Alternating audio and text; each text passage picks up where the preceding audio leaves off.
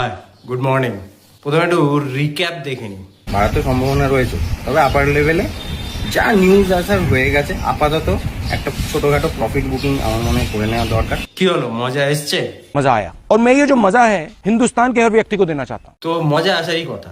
মজা এরকম bold call social মিডিয়াতে এরকম ভাবে ফ্রিতে কেউ দিয়েছে বলে তো আমার মনে হয় না। 2,64,000 মানে 2,60,000 ওপরে যখন ক্রস করেছে তখন আমি বলেছিলাম যে সিলভারে একটা মুভ আসতে চলেছে, এবং আবার একটা আপডেট দিয়েছিলাম যখন 280 ক্রস করেছিল সিলভার, যেখান থেকে 290 পর্যন্ত চলে যেতে পারে যদি 280 ক্রস করে। আর গোল্ডের ক্ষেত্রে 153 তে বলছিলাম 55।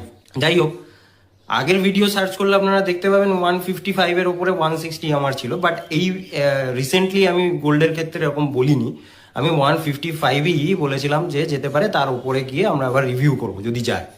কিন্তু ব্যাপারটা হলো গিয়ে সেদিনকে পিএম মোদির যে স্টেটমেন্টটা এসেছিল যে ইম্পোর্ট ডিউটি গোল্ড আর সিলভারে বাড়ানো হচ্ছে, তাতে একদম একটা ভস্যে ঘি ঢেলেছিল।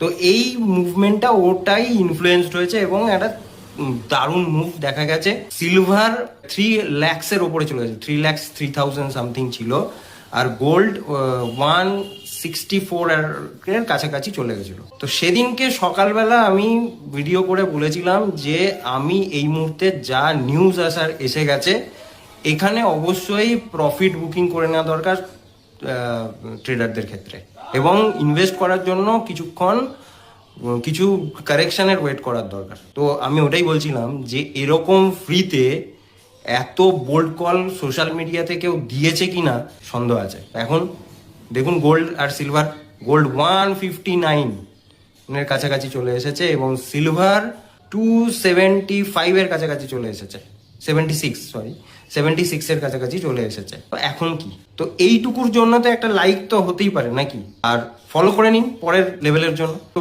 পরের লেভেল হচ্ছে আমরা ধরবো সাপোর্ট সিলভারের ক্ষেত্রে 270 যেখান থেকে ব্রেকআউট হয়েছিল, আর গোল্ডের ক্ষেত্রে 155।